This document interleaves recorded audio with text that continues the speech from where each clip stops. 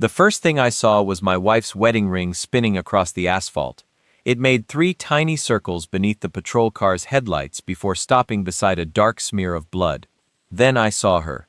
She was on her knees, one hand pressed against her ribs, her face swollen so badly that one eye had disappeared behind purple flesh. A police boot was planted against her shoulder, forcing her down while another officer shouted that she should have kept her mouth shut. My truck was still rolling when I heard her scream my name. I hit the brakes so hard the seatbelt cut into my chest. The world narrowed to headlights, rain, blood, and 3 uniforms. I didn't hear the engine anymore. I didn't hear the highway. I heard only my wife's breathing, shallow and broken, and something inside me becoming very, very quiet. The officer nearest her turned toward me and reached for his pistol. He had no idea who I was. That was the mistake that would eventually cost all 3 men everything. I stepped out slowly, keeping both hands visible, because after 20 years of training, I knew the most dangerous thing a man could do was let anger make his decisions. "Back away from my wife," I said. The tallest officer laughed. He told me to get on my knees. My wife tried to lift her head. Her lips were split. She whispered something I could barely hear. "Don't." Just one word. "Don't." I didn't understand why she was warning me, until I noticed the second patrol car parked 20 yards away with its rear doors open. There was something inside it that didn't belong there. A black duffel bag. My wife had seen it too. She wasn't afraid of what these men had already done. She was afraid of what they planned to do next. The officer grabbed her by the hair and dragged her upright. I felt my pulse slow instead of race. That was the old switch, the one I had spent years trying to bury.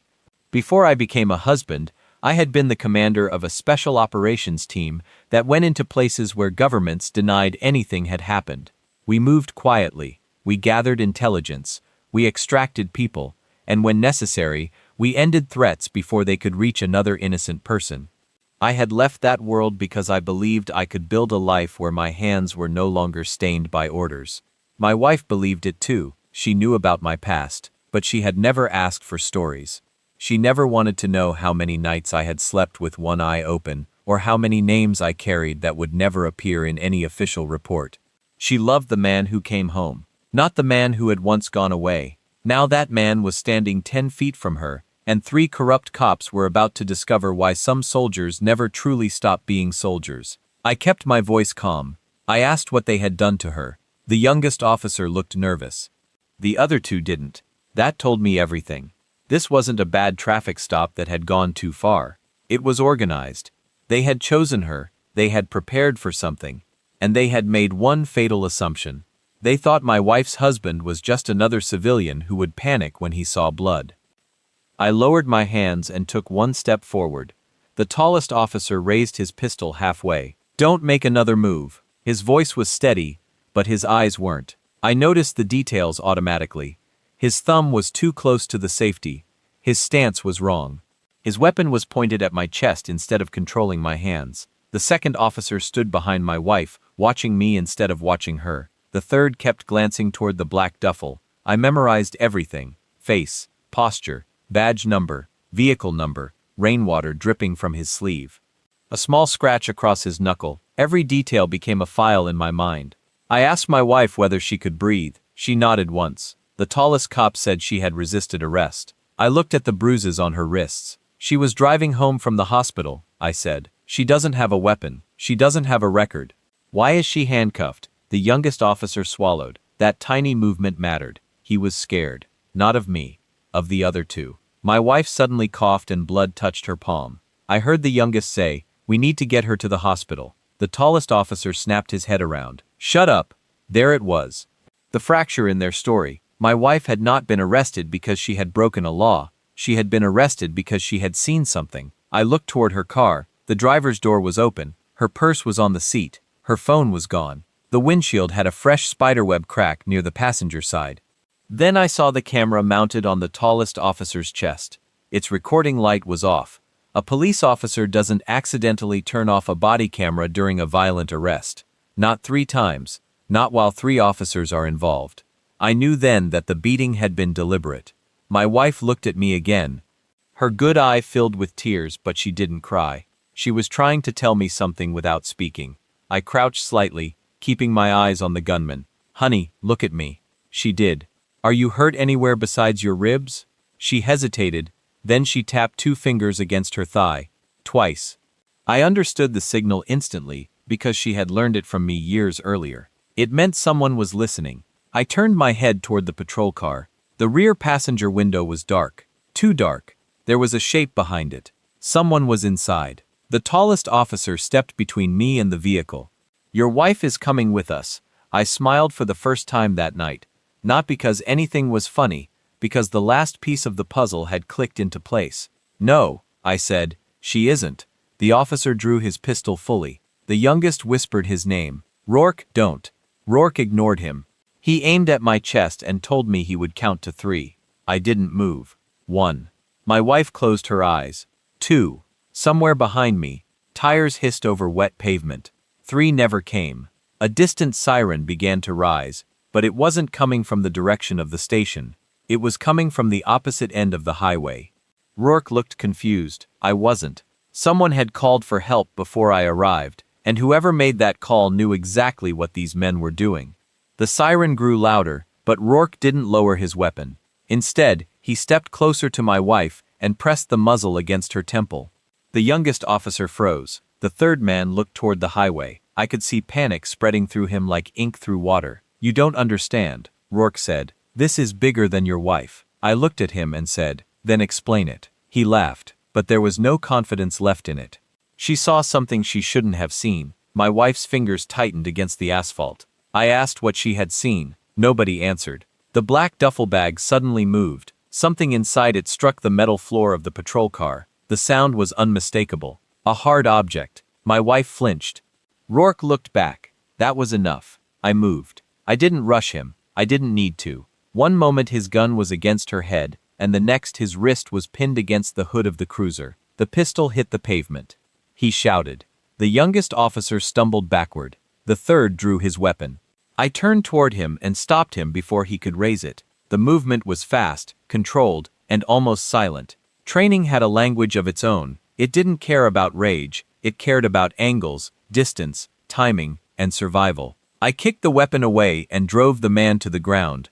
Rourke tried to reach for his pistol. I stepped on his hand. He screamed. My wife whispered my name again. I immediately stopped. I looked at her. She shook her head.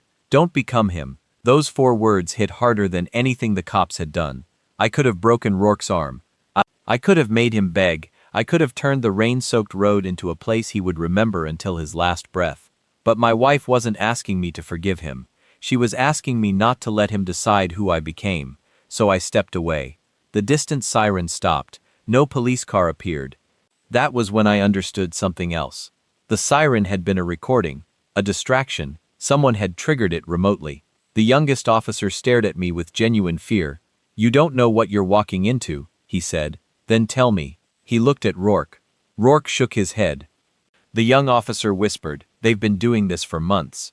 My stomach tightened. "Who are they?" He said there was a list. Drivers, witnesses, informants, people who had seen evidence disappear from the evidence room. People who had asked questions. People who had filed complaints. The officers were paid to make problems disappear. Sometimes that meant arrests, sometimes intimidation, sometimes people simply never came home. My wife had accidentally photographed something from her car 2 nights earlier. She had taken a picture of an overturned truck on the edge of town. In the reflection of its broken window was a man carrying a sealed evidence container into an unmarked SUV. She didn't know what she had captured. They did. The black duffel contained copies of her phone data, restraints, and a burner device connected to someone higher in the chain. But there was one thing she had seen that they didn't know she remembered. A tattoo on the man's wrist. A small black compass with 1 broken needle. I had seen that symbol before. Not in America. Not in a police report. In a classified file from a war I had spent years trying to forget. And suddenly the beating on the roadside wasn't the beginning of the story. It was the final move in a game that had started long before my wife ever knew my name. I helped my wife into the passenger seat and wrapped my jacket around her shoulders. She was shivering violently. Her fingers felt cold when she grabbed mine. I wanted to take her straight to the hospital, but the old part of my mind was already calculating the danger. If the 3 officers were connected to a larger network, The hospital would be the first place they'd watch. The station would be the second. My house would be the third. I called an ambulance from a secure phone and gave them a location several miles away, then moved my wife to a private urgent care facility run by a retired military physician I trusted. The doctor examined her under bright white lights while I stood outside the treatment room, staring at rain sliding down the glass. Every drop looked like the same night repeating itself. Blood, boots, her voice. Don't become him. When the doctor finally came out, his expression told me she would survive. 2 cracked ribs, a concussion, severe bruising, a fractured wrist. Nothing that would kill her if she rested and received treatment. I closed my eyes. Relief came first, then something colder followed it. The doctor asked if I wanted him to call the police. I said no. He understood immediately. He had served long enough to know that sometimes the people wearing uniforms weren't the people you called for protection. Meanwhile, the youngest officer had disappeared. The other 2 were found unconscious near their cruiser after an anonymous emergency call. I knew that wasn't my work. I hadn't touched them after restraining them. Someone else was moving pieces. My wife woke just before dawn. She asked me where we were. I told her she was safe. She stared at me for several seconds. Are you going after them? I didn't answer. She already knew. Promise me something, she said. Don't disappear. I sat beside her and took her hand. I'm not leaving you. She squeezed my fingers. That's not what I meant. I understood. She was afraid of the old version of me. The commander who could vanish for weeks and return with a look in his eyes that said nothing had happened. I promised her I would stay visible. I promised there would be no secret war. No bodies in ditches. No midnight executions. We would expose them through evidence, witnesses, recordings, financial trails, and every legal mechanism available. She nodded. Then she remembered the tattoo. The compass, she whispered. He had a broken compass. My blood went cold. Years earlier, during an overseas operation, my team had intercepted weapons being moved through a private security company. The company had no official connection to any government. Its personnel wore no insignia. But their equipment was too sophisticated for criminals, and their discipline was too precise for ordinary mercenaries. Every recovered body had the same mark somewhere on it, a broken compass. We had called them North Star. I had personally led the operation that destroyed their command cell. The official report said the organization was dismantled. I knew better. Networks like that don't die. They scatter. They change names. They buy influence. They wait. And now one of those symbols had appeared on the wrist of a police officer beating my wife on an American highway. That meant someone from my past had followed me home. But why target her? The answer came when my secure phone vibrated once. No number, no caller ID. Just a message containing a photograph of my wife asleep in the hospital bed. Under it were 6 words. You should have stayed buried, Commander. I stared at the photograph until my vision blurred. The image had been taken less than 10 minutes earlier. That meant someone had access to the facility. I didn't panic. Panic was noise. I needed silence. I checked the hallway. Empty. The doctor was speaking to a nurse at the far end. I quietly disconnected the room's wireless monitor and moved my wife to a private observation area. She woke when I touched her shoulder. What's wrong? I showed her the message. Her face changed. Fear appeared, but only for a second. Then anger replaced it. They think they're going to scare us. I told her they already knew where we were. She looked toward the door. Then we leave. We did. The doctor gave us a paper discharge summary and never asked questions. I drove through back roads to a safe location I had maintained for years and hoped never to use. It was an old farmhouse outside town, surrounded by fields and thick woods. No cameras, no smart locks, no connected appliances. Just physical security and distance. My wife hated it. This is your idea of safe? She asked. It's temporary. She looked at the walls. Everything about your past is temporary until it becomes permanent. I couldn't argue. I spent the next 6 hours building a timeline. The traffic stop, the body cameras, the missing phone, the duffel bag, the unknown man, the compass tattoo, the photograph, the message. Then I found the first break. My wife's phone had automatically backed up its photographs before the police took it. One image showed the overturned truck, another showed the reflection. I enlarged it. The man carrying the evidence container had a distinctive gait, slight limp. Left shoulder lower than right. I knew that gait. My former intelligence officer, Daniel Voss, had walked exactly that way after taking shrapnel through his hip. Voss had died 8 years earlier. At least, that was what my record said. I opened an old encrypted archive and found his photograph. Same jaw, same shoulder, same scar. My hands went numb. If Voss was alive, then North Star hadn't been destroyed. It had simply gone underground. My wife watched me from the kitchen table. "You know him?" I nodded. "I thought he was dead." She stared at me. "Was he your friend?" I took a long breath. "He was the man who taught me never to trust a clean battlefield." She waited. I told her the truth. Voss had once been the best intelligence officer I knew. He could enter a room and leave without anyone remembering his face. But during our final operation, he betrayed the team. 6 people died because of information he sold. I hunted him across 3 countries. When we finally cornered him, he disappeared before we could capture him. The military declared him dead after an explosion. I never believed it. Now I knew why. He hadn't disappeared. He had built something. And my wife had accidentally photographed its American headquarters. The message on my phone appeared again. This time there was no photograph, just an address. Then another sentence. "Bring the commander alone, or your wife becomes the next witness who disappears." I wanted to ignore the threat.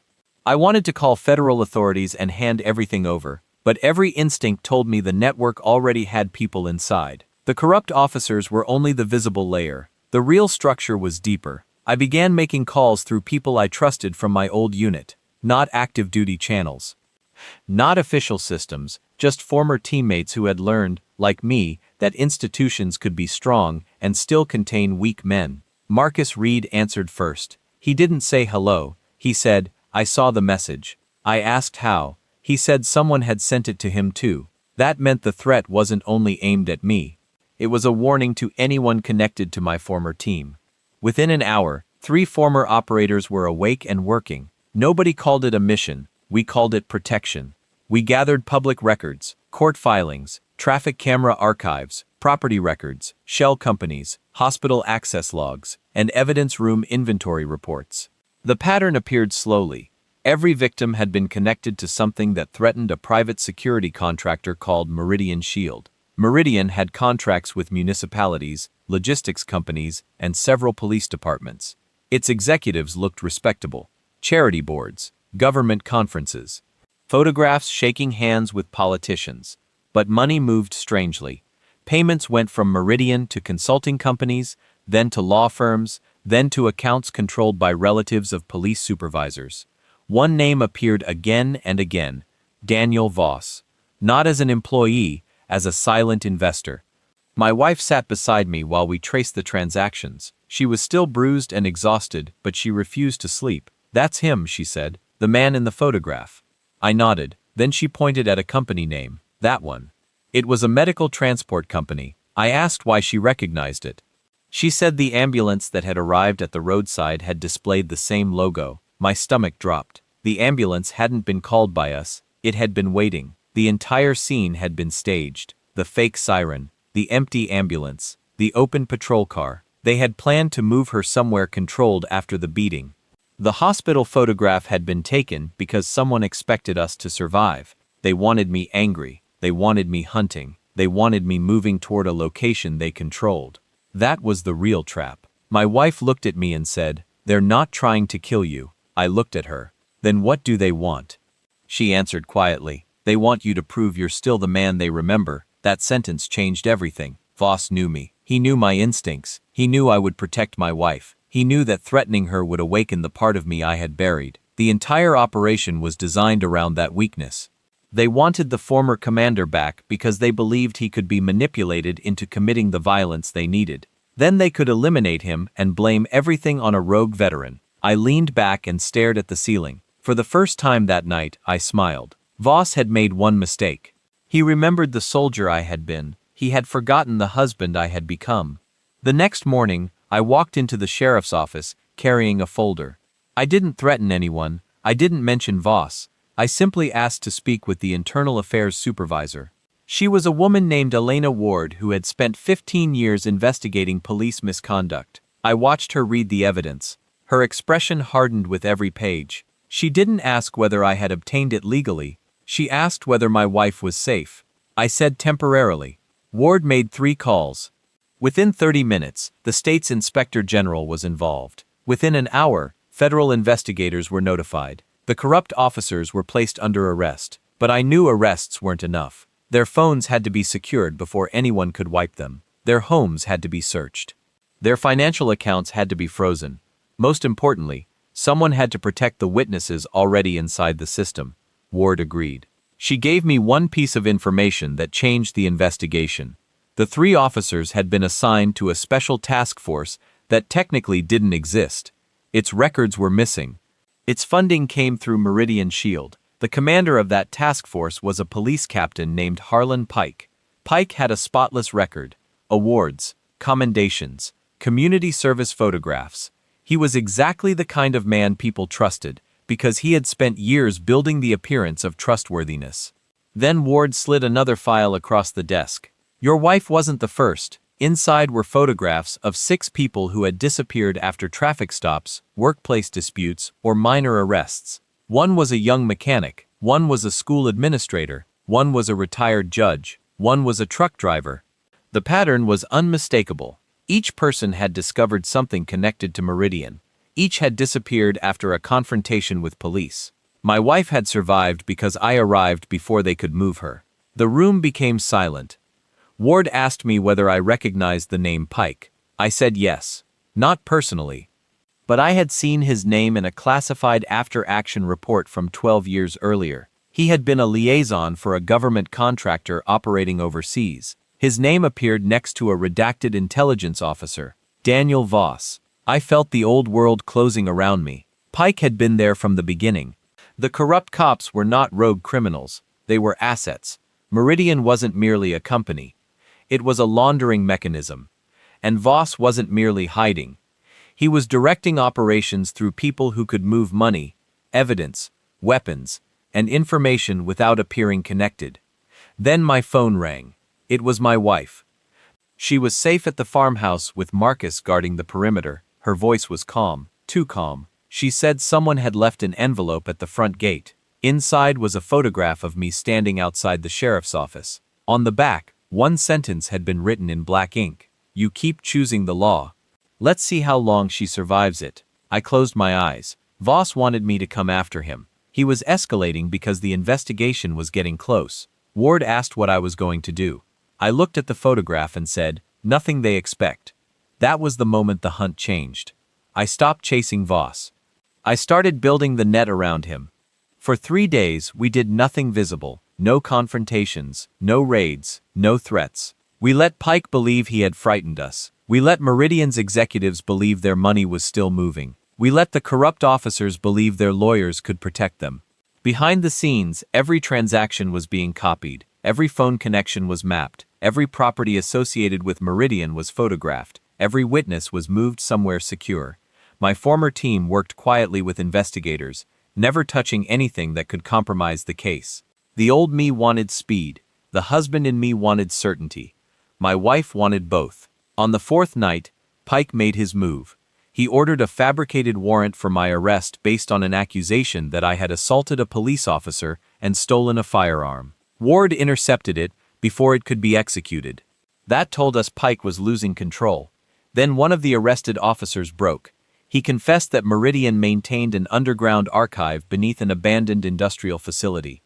The archive contained evidence of every operation: payments, videos, names, orders, witness profiles.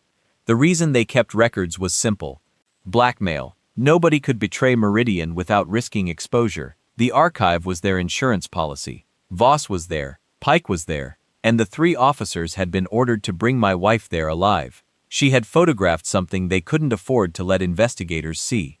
We didn't know what it was until my wife opened her own memory. She remembered the overturned truck. She remembered the evidence container. But she also remembered something reflected in the truck's side mirror. A child-sized backpack. Pink. Covered in stars. She had seen a young girl standing beside the unmarked SUV before the truck exploded. The girl was crying. My wife had taken the photograph because she thought the child might be in danger. That image had been deleted from her phone, but the cloud backup had preserved it. We recovered it. The photograph showed the girl's face. Ward recognized her immediately. She was the daughter of a missing witness. The girl had been listed as deceased 6 months earlier. She was alive. Meridian had been hiding her as leverage against her father. The entire conspiracy suddenly became something larger than corruption. They weren't only eliminating witnesses, they were controlling families. Fear was their currency. Silence was their product. Voss had built a machine designed to make ordinary people believe resistance was impossible. But machines fail when someone removes the first gear. We now had the gear. The evidence was enough to bring federal warrants. The archive could destroy the network if recovered intact. Pike realized that too. At midnight, every Meridian account began moving money. Properties were being emptied. Employees were disappearing. Vehicles were leaving the city. The archive was about to be destroyed. We had one chance to preserve it. But Voss had one final card. He called my personal phone. I answered. His voice sounded exactly as I remembered. Calm, almost friendly. He said, "You always were predictable." I said, "And you always were arrogant." He laughed. Then he said something that stopped my breathing. "Your wife is standing beside me." I didn't react. Not outwardly. Voss expected panic. He expected the old commander to charge into the darkness. Instead, I asked him to let me speak to her. There was a pause. Then I heard my wife's voice.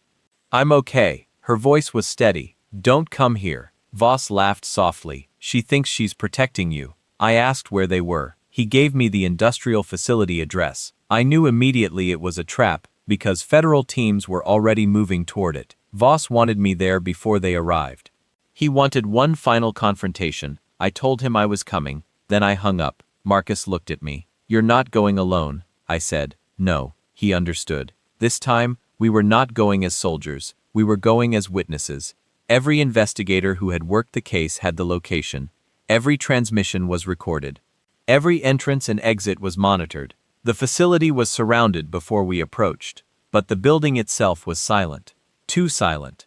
Inside, lights flickered over concrete corridors. We found empty offices, burned documents, destroyed computers. Then we heard a voice through the speakers. "Voss," he congratulated us for making it this far. He said I had spent my life believing violence solved problems. He said the only reason I had survived war was because I was willing to become something other men feared. I walked through the corridor without answering. He was alone in a control room, surrounded by monitors. He looked exhausted. His polished public image was gone. He admitted Meridian had operated for years. He admitted the traffic stops, the disappearances, the payments. He admitted ordering the attack on my wife, but he said Voss had gone beyond the plan. Voss wasn't trying to protect Meridian anymore. He was trying to build something new. A private intelligence network with police, contractors, judges, and politicians under his control. Pike had become afraid of him too. Before we could ask where my wife was, the lights went out. A gunshot echoed somewhere deep inside the building. Then another. Everyone froze. I knew the sound wasn't coming from an officer. It was a suppressed weapon. Voss was eliminating his own people. We moved toward the lower level. I found the archive room burning. Fire crawled along the walls. Servers were flashing red. I pulled the primary storage unit free and carried it out. Then I heard my wife's voice behind a steel door. I broke the lock. She was inside with her hands bound, bruised but conscious. She looked at me and smiled. "You came." I cut the restraints. She stood slowly. "Did you bring the law?" I nodded. "All of it." Behind us, Voss stepped into the hallway. He held a pistol at his side. His face looked older than I remembered. He said my name like we were old friends. Then he raised the weapon. For 1 second, I saw the battlefield again. The desert, the smoke. The men who never came home. The part of me that Voss had spent years trying to awaken whispered that this was the moment to finish it. Then I felt my wife's hand close around mine. "Don't become him." I looked at Voss and lowered my weapon. That confused him more than any threat could have. He asked whether I was afraid. I said no. He asked whether I had forgotten what he had done. I said never. Then I told him something he hadn't considered. "You don't get to choose how this ends." Federal agents entered from both sides of the corridor. State investigators followed. Pike was taken into custody. The corrupt officers were already under arrest. Voss looked around and realized the walls were closing in. He raised his gun again, but this time there was nowhere to run. He dropped it. The archive survived. Not all of it, but enough. Enough financial records to expose the money trail. Enough videos to identify the officers. Enough communications to prove the chain of command. Enough evidence to connect Pike and Voss to the disappearances.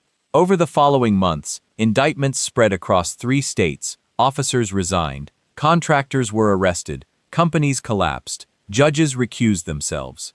Families finally learned what had happened to people they had spent years searching for. The young girl from the photograph was reunited with her father. My wife testified before a federal grand jury. She walked into that room with a brace on her wrist and bruises still fading from her face. She didn't look like a victim. She looked like a witness who had survived long enough to tell the truth. Rourke eventually accepted a plea deal that put him behind bars for years. The youngest officer testified against the network. Pike received a sentence that would keep him away from society for the rest of his life. Voss went to trial. He never apologized. He never admitted regret. He claimed he had only been giving people what they wanted: security, order, control. The jury didn't believe him. Neither did I. Months later, my wife and I returned to the roadside where everything had started. The rain was gone. The highway was quiet. She stood beside me and looked at the place where her wedding ring had spun across the asphalt. We found the faint mark where it had stopped. She slipped her hand into mine. "Do you ever miss who you were?" she asked. I thought about it. "Sometimes," I said, "but I don't miss what that man carried." She smiled. "Good." We stood there for another minute. Then she asked the question I had been avoiding. "If it happened again, would you do the same thing?" I looked at her. I remembered the blood, the fear, the gun, the old instinct. Then I remembered the promise. I told her I would protect her. I would fight for her.